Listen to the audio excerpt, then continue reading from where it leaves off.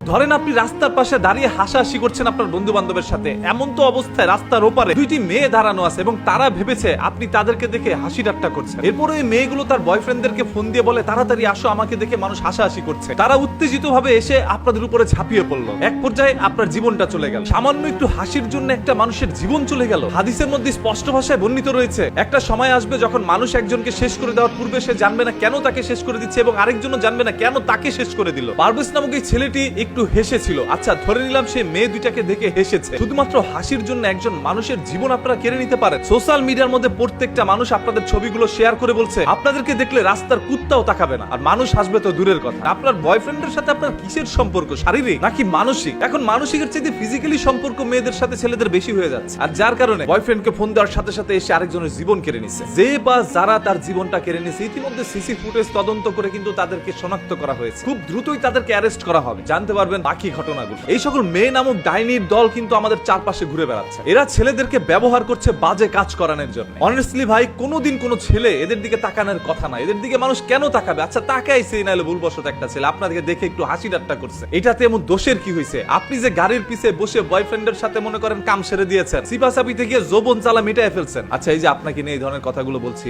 আপনি হয়তোবা ভিডিওটা দেখবেন, আপনার কি লজ্জা লাগে নাই? এখন তো আবার আপনার বয়ফ্রেন্ডকে পাঠাবেন আমাকে দুনিয়া থেকে শেষ করে দেওয়ার জন্য। পারভেজ যদি হেসে জীবন দিতে পারে, আমরা সত্য প্রকাশ করে তারপর জীবন দিব। তবে মনে রাখবেন, এই পৃথিবীতে পারভেজ একা নয়, আমরা সবাই একত্রে রয়েছি। সোশ্যাল মিডিয়া এটা নিয়ে যেভাবে পোস্ট করে প্রতিবাদ করা হচ্ছে, সেইভাবে অফলাইনে এটা নিয়ে প্রতিবাদ করা হবে। সেই সকল মানুষ বেশি হাইনার দলগুলোকে আর রেহাই দেওয়া যাবে না, এরা মানুষ হইতে পারে না। বিশ্ববিদ্যালয়ের মধ্যে পড়াশোনা করে বয়ফ্রেন্ড জ্বালায় গেছে ভাই। এই যে এদেরকে যারা বিয়ে করতে চাচ্ছেন, জামাইয়ের আর কোনো কাজ নাই, সব কাজ ওই বয়ফ্রেন্ড করে দিচ্ছে। বাংলা ভাষা বুঝতে পারছেন? বয়ফ্রেন্ডকে ধরে রিমান্ডে নেন, কতবার কোন জায়গায় কিভাবে করছে সবকিছু বেরিয়ে আসবে। যদি